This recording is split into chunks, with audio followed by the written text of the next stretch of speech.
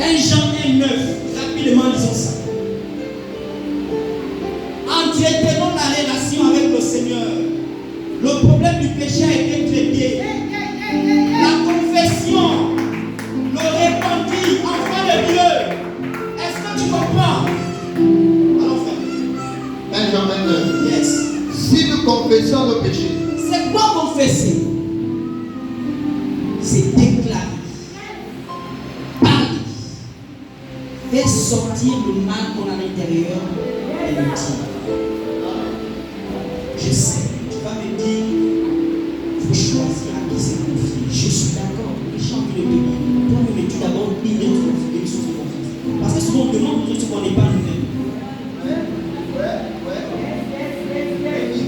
Toi-même, quelqu'un n'a jamais confié, c'est très même si c'est banal, que tu as divulgué dans les rigeurs. Au point où tu trouves le justificatif de ne pas te confier parce que tu estimes qu'il n'y a pas des gens crédibles.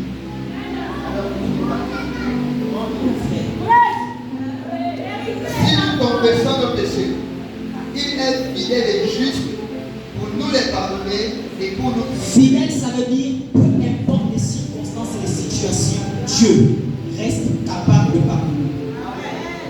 Ce n'est pas la gravité de ton péché qui ne peut pardonner. Mais le problème de la confession, Christ nous l'a enseigné. Le problème, c'est qu'on n'a pas compris. Il dit, il a dépouillé les dominations et les principautés. Il les a livrées publiquement en spectacle, en triomphant d'elle par la croix. J'ai lu le texte, je me suis demandé, pour vaincre les puissances des ténèbres, avais-tu besoin de les dépouiller? Est-ce que le dépouillement était la seule chose à faire? Parce que Jésus savait que le maître des ténèbres, c'est le diable. Tant qu'il est dans le noir, caché dans ton cœur, il va continuer d'être puissant. Et donc Jésus a fait quoi? Il a mis à nu sur la croix. Cherche quelqu'un à qui tu vas aller voir. Pour lui dire, tu me vois là.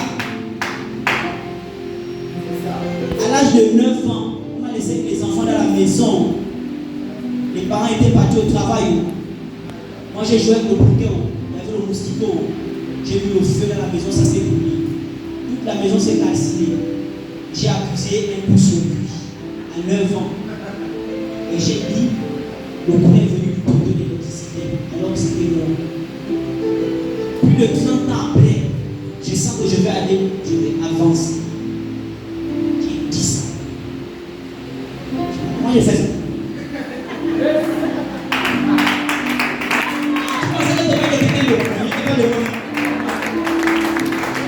Quand je l'ai dit, j'ai senti une paix dans mon cœur.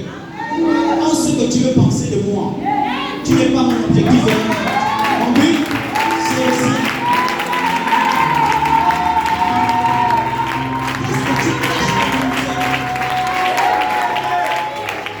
Qu'est-ce que tu caches dans ton cœur? Et tu te demandes que ta marche avec le Seigneur est stable. Tu fais semblant de prier alors que tu sais toi-même, avec ton sorcier, libère ce cœur. Tu as des projets de bonheur. Tu retardes le calendrier de Dieu. Lâche prise.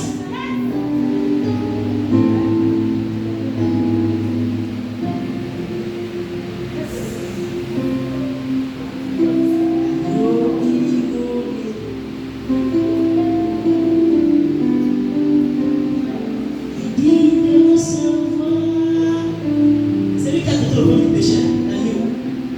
Il a dit l'ex de la croix.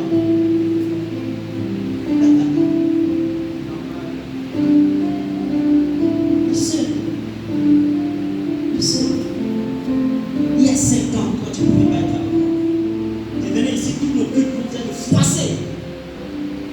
Avec les blessures, tous les trucs là dans le cœur. Là.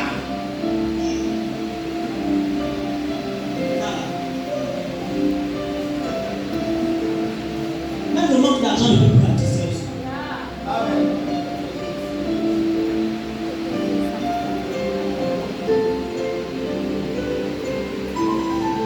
Si la question du péché est traitée, vous devez savoir que pour veiller et travailler pour votre salut, il y a d'autres actions que vous devez poser. but du diable, c'est de pousser au péché.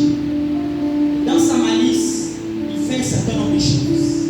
La première chose qu'il fait, parce qu'il ne vous pousse pas direct au péché.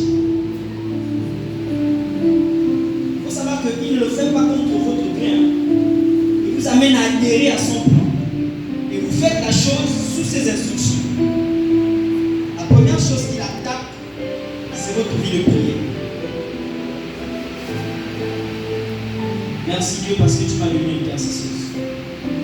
Et puis j'ai constaté que depuis qu'on est marié, j'ai dit maintenant aussi à la prière parce que tu aimes durer dans les prières.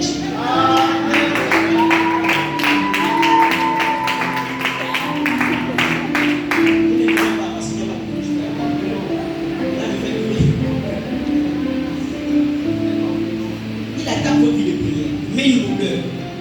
C'est pourquoi j'ai dit c'est une vie de famille.